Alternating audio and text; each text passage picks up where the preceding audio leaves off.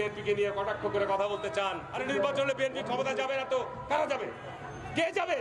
গত 40 বছর কাদের সাথে লড়াই হয়েছে? তাদের চোখের সামনে শুধু ক্ষমতা, কিন্তু তাদের চোখের সামনে শুধু ক্ষমতা নয়, বরং ওই লাশগুলো থাকার কথা ছিল, রক্তগুলো থাকার কথা ছিল, শহীদ পরিবার আহতদের হাহাকার থাকার কথা ছিল। কোনো মৌলবাদী দল এখানে ক্ষমতায় আসবে তার কোনো সম্ভাবনা নাই। বাংলাদেশের 52 বছরের ইতিহাসে দেখা গেছে যে কখনোই কোনো মৌলবাদী দল তার ক্ষমতায় আসতে পারে না। সেই মহান সত্তা আল্লাহ, যিনি সকল কিছুর উপর ক্ষমতাবান, ক্ষমতা দেওয়ার মালিক, কেড়ে নেওয়ার মালিকও তিনি।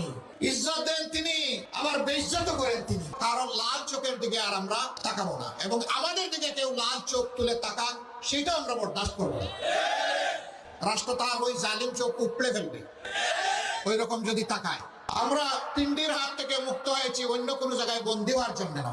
যেভাবে মিজানুর রহমান আজাহারির ওয়াজের শেষে হট্টগোল করে বন্ধ করে দেওয়া হয়েছে, তাতে আমি হতবাক এবং ক্ষুব্ধ। শুনেন তার কথা, শুনেন শেষ দিকের কথা। এটা এটা এটা আমি এখন পরিকল্পিত কিছু হতে পারে এই ধারণাও করতে হবে আমাদের। আমি কলে এখানে এক বিশাল ষড়যন্ত্রের গন্ধ পাইতেছি। ঘটনাচক্র রাজনৈতিক গুরুত্ব অপরিসীম, কারণ বিএনপি নেতারা প্রকাশ্যে বলেছে মাহফিলে আজারি সাহেব হেস্তনেস্ত শিকার হবে, এটা কইছে।